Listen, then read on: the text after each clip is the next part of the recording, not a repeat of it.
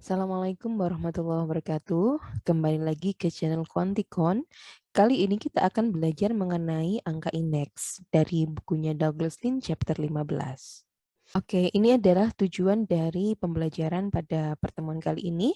Jadi kita akan mendeskripsikan apa itu yang disebut dengan indeks, kemudian memahami perbedaan antara weighted dan unweighted index, membangun dan menginterpretasikan list buyers price index, kemudian PESI price index, value index, dan menjelaskan bagaimana consumer price index itu dibangun dan diinterpretasikan. Jadi, angka indeks itu mengukur relative change, ya, perubahan relatif dari harga, kuantitas, value atau nilai ya, kemudian atau item lainnya dari satu periode ke periode yang lain. Kemudian simple index number atau bilangan indeks sederhana ini mengukur perubahan suatu hal, khususnya barang atau jasa antara dua periode waktu. Nah, ini contoh dari index number. Menurut Bureau of Labor Statistics pada Januari 1995, pendapatan rata-rata yang dihasilkan seorang pekerja setiap jamnya adalah 11,47. Kemudian pada Juni 2005 rata-ratanya adalah 16,07. Berapakah indeks pendapatan yang dihasilkan seorang pekerja setiap jamnya untuk bulan Juni 2005 dengan acuan Januari 1995? Jadi caranya adalah untuk angka indeks di sini pendapatan rata-rata per jam bulan Februari 2006 kemudian dibagi dengan pendapatan rata-rata per jam bulan Januari 1995 karena base periodnya atau periode acuannya adalah Januari 1995 dikalikan 100. Maka 16,47 bagi 11,47 kali 100 sama dengan 143.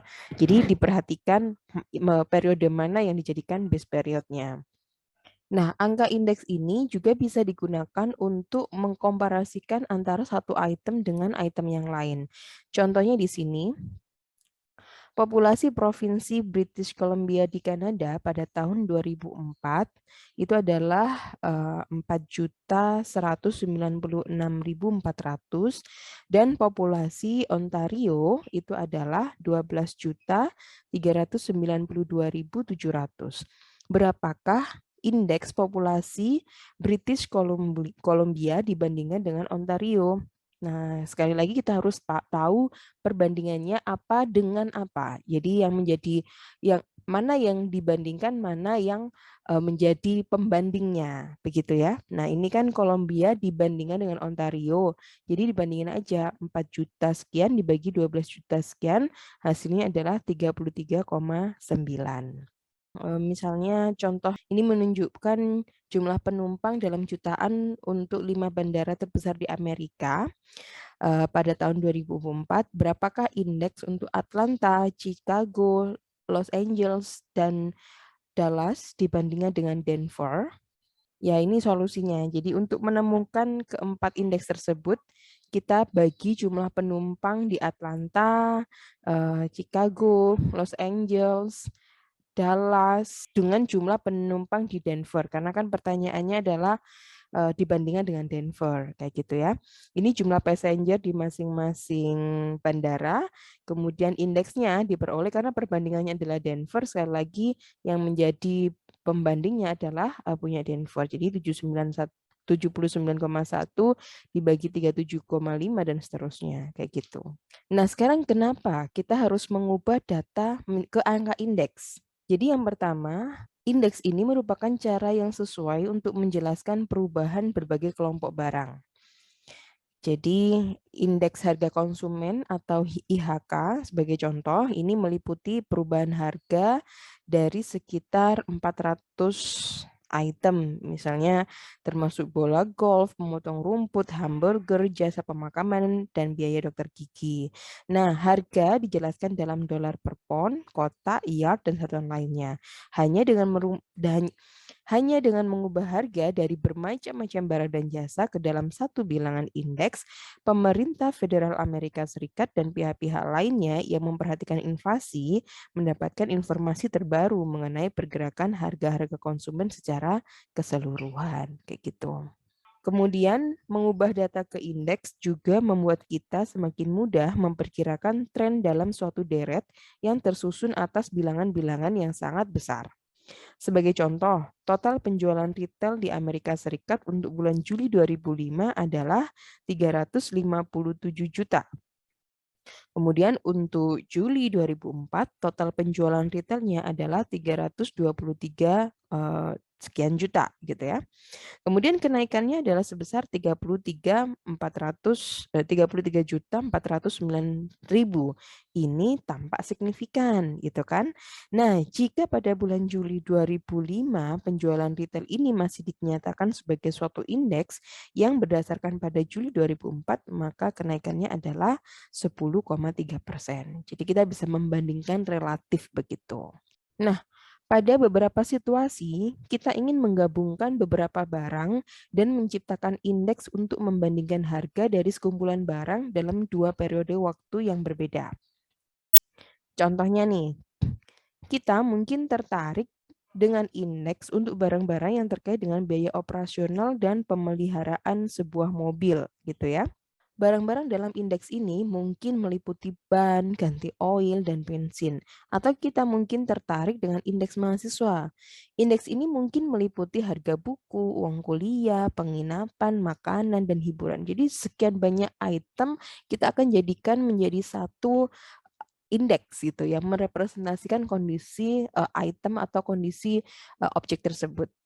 Nah, ada beberapa cara yang dapat kita lakukan untuk mengombinasikan barang-barang untuk menetapkan angka indeksnya. Di antaranya di sini ada unweighted index, artinya yang tidak terbobot ya, terdiri dari simple average dan terdiri dari simple average of the price index, kemudian simple aggregate index, kemudian weighted index ini yang terbobot ada less payers, ada PSI price index, ada Fisher price index, value index, dan beberapa special purpose index seperti consumer price index, producer price index, S&P index. Jadi kalau ini tujuannya biasanya untuk mencari angka inflasi begitu.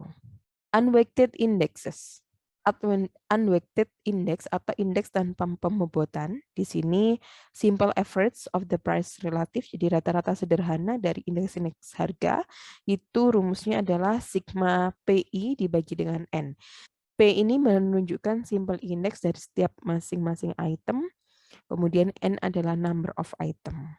Jadi kalau simple aggregate index ini atau indeks agregat sederhana ini menciptakan indeks untuk sekelompok barang makanan, misalnya dengan menjumlahkan harga, bukan indeks-indeks ya, pada dua periode yang lalu, kemudian indeks ditentukan berdasarkan totalnya.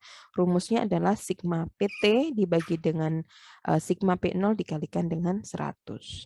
Ini adalah simple average index ya, simple average index atau rata-rata sederhana dari indeks-indeks harga. Jadi misalkan di sini kita memulai ya dengan menghitung rata-rata sederhana indeks harga untuk setiap barang. Jadi kita gunakan tahun 1995. Ini adalah simbol bahwa yang menjadi periode acuan itu adalah 1995 sama dengan 100 karena base period itu kan kalau indeks kan diawali dengan 100 ya. Jadi dijadikan acuan tahun 95. Ini adalah data tahun 95 untuk item barang ini. Kemudian ini kondisi di tahun 2005. Nah, simple indeksnya jadi 2005 dibandingkan dengan 95 begitu. Jadi ini kita mencari masing-masing jadi 0,89 dibagi 0,77 hasilnya 115,6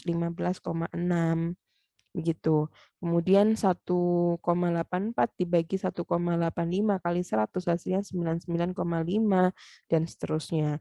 Nah, dari semua masing-masing simple index ini kemudian kita jumlahkan jadi sigma PI. Di sini kita jumlah berapa ini totalnya. Ketemunya adalah 649,3 dibagi dengan N. N ini adalah jumlah itemnya. Ada roti, telur, dan seterusnya ini. Jumlahnya adalah 6, sehingga ketemu kita simple average indeksnya adalah 108,2. Jadi ini menunjukkan bahwa rata-rata dari sekelompok indeks, dari sekelompok item ini bertambah 8,2% dari tahun 95 sampai 2005. Jadi ciri-ciri positif yang dimiliki oleh rata-rata sederhana indeks harga ini, kita akan mendapatkan nilai yang sama untuk indeks-indeksnya terlepas dari satuan ukurannya apa. Nah, dari indeks di atas, jika harga apel satuannya adalah ton dan bukan per pon, maka pengaruh apel dalam kombinasi indeks tersebut tidak akan berubah. Artinya komoditi apel mewakili 1 dari 6 barang dalam indeks. Jadi pengaruh dari barang tersebut tidak terkait dengan satuannya. Namun ciri-ciri negatif yang dimiliki oleh indeks ini adalah ketidakmampuannya menghitung kerelatifan semua barang yang ada di dalam indeks tersebut. Sebagai contoh, susu dan telur mendapat bobot yang sama.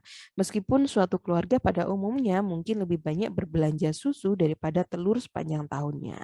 Nah, kalau yang tadi kan kita hitung per masing-masing ini kan, tapi kalau simple aggregate index ini kita jumlah semua harga di masing-masing item di tahun 95 itu seperti apa.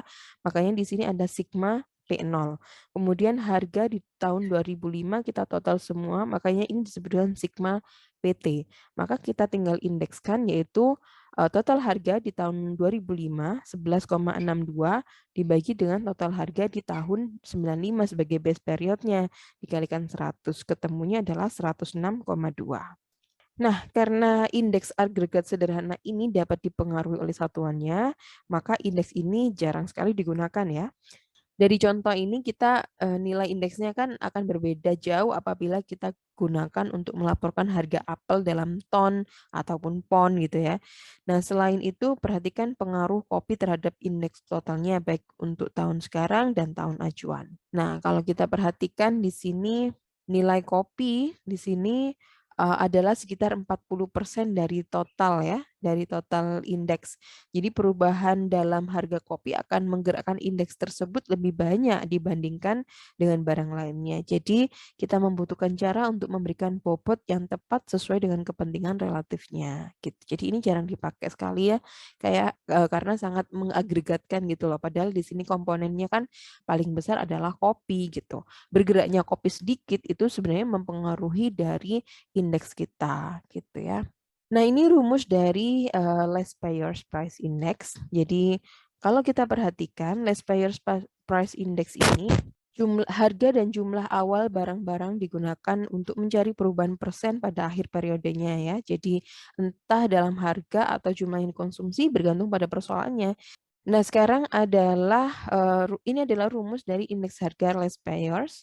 Jadi Etienne Lespayers, namanya itu penemunya, mengembangkan metode ini pada akhir abad ke-18 untuk menentukan indeks harga berbobot menggunakan kuantitas atau jumlah periode acuan sebagai bobot.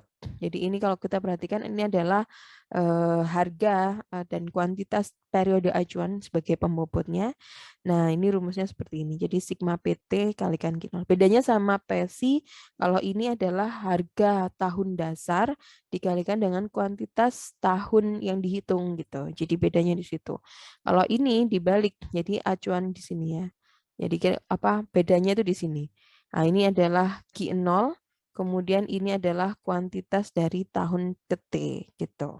Contoh dari less payers di sini, harga untuk 6 barang makanan di tabel sebelumnya ya. Nah, diulang lagi tabel 15.3 ini juga disertakan jumlah persatuan dari masing-masing yang dikonsumsi oleh satu keluarga rata-rata pada tahun 1995 dan 2005. Jadi kita menggunakan data yang sama yang tadi sebelumnya, kita gunakan untuk menghitung less payers di sini. Nah, tahun 95 ada harga, ada kuantitas. Jadi kalau ngitung less payer sama Pak PESI, itu kita harus menggunakan kuantitasnya juga. Jadi nggak bisa kita tanpa kuantitas. 2005 juga begitu, ada price, ada kuantitasnya. Nah, kita diminta untuk menghitung berapa less payers indeksnya. Kita hitung aja, jadi kan rumus dari less payers adalah sigma PT dikalikan Q0. Kita cari dulu PT Q0-nya itu kan tahun dasarnya adalah 95 ya. Tahun dasarnya adalah 95. Ini kuantitas dan ini price, ini kuantitas.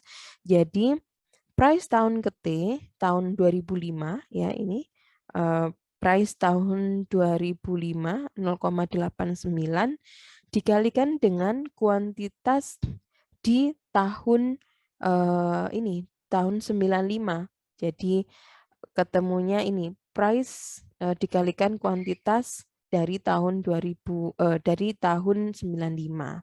Jadi oke, ini kurang, keterangannya kurang ya. Jadi ini adalah price tahun 95 dikalikan dengan kuantitas tahun 95. Ini tujuannya untuk mencari ini. P0 dikalikan Q0 karena kan tahun dasarnya. Kalau yang ini adalah price tahun 2005 dikalikan dengan kuantitas di tahun 95. Tujuannya adalah untuk mencari ini. Nah, kalau sudah kita kalikan masing-masing, ini di total ketemunya adalah 365,6 dibagi 336,16 dikalikan 100 ketemunya 108. Kemudian kalau PESI sama dengan menggunakan data yang sama, coba kita lakukan. Kalau PESI itu adalah B0 dikalikan dengan QT ya. Nah, ini. Jadi B0 dikalikan QT di sini, ini adalah price dari tahun 2005, price dari tahun 95 ya ini. Price tahun 95 dikalikan kuantitas tahun 2005. Terus kalau ini price 2005 dikalikan dengan kuantitas di 2005 juga. Ya, ini salah tulisannya, jadi 2005. Sehingga kita mendapatkan sigma PT kali QT-nya ini, ini 404 dibagi dengan 369,73. Ketemunya adalah 109. Nah, kalau kita bandingkan, kalau ini tadi less payers ketemunya 108,8. Artinya kenaikannya 8,8%. Tapi kalau kalau PSI ketemunya 109,4, artinya kenaikannya adalah 9,4%. Nah, jadi kalau kita bandingkan antara less payers sama PSI, jadi masing-masing itu punya keunggulan sama kelemahannya ya. Kalau less payers, keunggulannya itu data kuantitas yang diperlukan hanya dari periode acuan. Nah, dengan demikian kita mendapatkan perbandingan yang lebih bermakna seiring dengan waktu. Perubahan pada indeks dapat dihubungkan dengan perubahan dengan harga gitu. Kelemahannya tidak merefleksikan perubahan-perubahan pola pembelian seiring dengan waktu. Nah, ini. Selain itu, indeks less payers mungkin memberikan terlalu banyak bobot untuk barang-barang yang harganya meningkat. Nah, sekarang kita coba ke PSI. Keunggulannya PSI karena menggunakan kuantitas dari periode sekarang, indeks ini merefleksikan perilaku pembelian di masa sekarang. Kelemahannya memerlukan data kuantitas dari tahun sekarang tentu saja. Oleh karena kuantitas yang digunakan berbeda-beda setiap tahunnya, tidak mungkin untuk menghubungkan perubahan pada indeks dengan perubahan pada harga saja. Nah, indeks ini cenderung memberikan terlalu banyak bobot pada barang-barang yang harganya turun. Untuk indeks ini, harga-harga harus dihitung untuk setiap tahunnya. Nah, tinggal kita bandingin aja karena kita kan tergantung dari peneliti ya, mana yang paling baik itu tujuan dari penelitian Anda apa. Jadi ini Anda perhatikan mana yang lebih baik antara less payer sama PSI gitu. Nah, ini ada Fisher Ideal Index ya. Jadi seperti yang disebutkan sebelumnya, bahwa indeks select payers itu cenderung memberikan bobot berlebih pada barang-barang yang harganya telah turun, ya kan? Nah, upaya untuk mengatasi kekurangan ini, Irving Fisher pada bukunya The Making of Index Numbers yang diterbitkan pada tahun 1922 mengusulkan suatu indeks yang disebut dengan indeks ideal Fisher. Ini adalah rata-rata geometrik dari indeks less payers dan indeks PSI. Jadi diambil jalan tengahnya gitu loh. Kemudian kita telah mempelajari rata-rata geometrik kan sebelumnya. Nah, indeks ini dihitung dengan menarik indeks ini dihitung dengan menarik akar pangkat ke K dari hasil kali K bilangan positif. Rumusnya adalah less buyers dikalikan PSI kemudian diakar. Nah, indeks Fisher ini kelihatan ideal secara teoritis karena indeks ini menggabungkan keunggulan dari indeks less buyers sama indeks PSI. Artinya, pengaruh-pengaruh kedua indeks tersebut diseimbangkan. Akan tetapi pada praktiknya, indeks ini sangat jarang digunakan karena memiliki dasar masalah yang sama seperti indeks PSI. Nah, indeks ideal Fisher ini mengharuskan sekelompok kuantitas baru ditentukan untuk setiap periodenya. Cara menghitungnya ya udah tinggal diakar aja, tadi ngitung less price dulu, indeksi dulu, baru diakar kayak gitu. Ketemunya 109,1. Jadi dia tuh kayak nyari titik tengahnya gitu loh di antara less buyers maupun PSI. Kemudian value index. Nah, value index ini atau indeks nilai mengukur perubahan harga dan kuantitas yang termasuk ke dalam indeks tersebut. Beberapa indeks nilai atau value index ini, misalnya indeks penjualan pada pusat perbelanjaan menggunakan harga tahun acuan. Kemudian kuantitas tahun acuan, harga tahun sekarang, dan kuantitas tahun sekarang untuk menyusunnya. Jadi rumusnya kalau less payer sama PSI itu kan ini adalah Q0 ya. Q0 atas bawah atau QT atas bawah. Nah, kalau value itu menggunakan key dari periode yang dianalisis. Jadi kayak di atas ini adalah PT kali QT, kemudian ini adalah P0 kalikan Q0. Contohnya di sini harga dan kuantitas barang-barang yang dijual di Waleska Clothing Emporium untuk bulan Mei tahun 2000 dan Mei 2005 adalah sebagai berikut. Jadi ada dasi, setelan, dan sepatu. Kemudian ini harga 2000, kuantitas tahun 2000, price 2005, dan kuantitas di 2005. Nah, ini dalam soal diketahui ya, tahun 2000 itu Mei 2000 itu sebagai base periodnya. Nah, kita hitung aja gitu ya, dari harga 2000 kali Q 2000, harga 2005 kali Q 2005, tinggal dibagi ketemunya 117,8. Jadi kenaikannya adalah 17,8%. Consumer Price Index. Jadi kalau kita perhatikan kan BPS itu mereka mereport ya indeks monthly untuk harga barang dan jasa. Jadi seperti ini contohnya misalnya ini. Nah, ini dari mana dapatnya? Kita ngitungnya pakai Consumer Price Index. Kemudian selain Consumer Price Index juga Producer Price Index dari aspek produsen gitu ya. Itu juga bisa. Kemudian ada Dow Jones Industrial Average gitu ya. Jadi DJIA ini merupakan indeks untuk stock price. Jadi sebenarnya ini hanya sekedar semacam indikator gitu ya dibandingkan dengan sebuah indeks. Ini contoh-contoh special purposes dari angka indeks ya. IHK ini memberikan beberapa fungsi yang utama. Jadi IHK memungkinkan konsumen menentukan turunnya daya beli mereka akibat kenaikan harga. Berdasarkan hal itu, IHK menjadi ukuran untuk merevisi upah, dana pensiun, dan pembayaran pendapatan lainnya untuk dapat mengikuti perubahan harga. Nah, sama pentingnya IHK juga merupakan indikator ekonomi untuk laju inflasi di suatu negara. Kemudian IHK ini juga bisa menghitung real income, jadi angka income real, yaitu money income dibagi dengan consumer price index dikalikan dengan 100. Real income ini rumusnya seperti ini. Kemudian kita juga bisa menggunakan indeks as a deflator, jadi actual sales dibagi dengan appropriate indexnya dikalikan 100. Kemudian purchasing power of dollar juga begitu, berapa sih harga $1 dibandingkan dengan consumer price indexnya. Oke, itu untuk materi angka indeks pada kesempatan kali ini. Selamat belajar, jangan lupa membaca bukunya di Douglas Lynn chapter 15. Terima kasih. Assalamualaikum warahmatullahi wabarakatuh.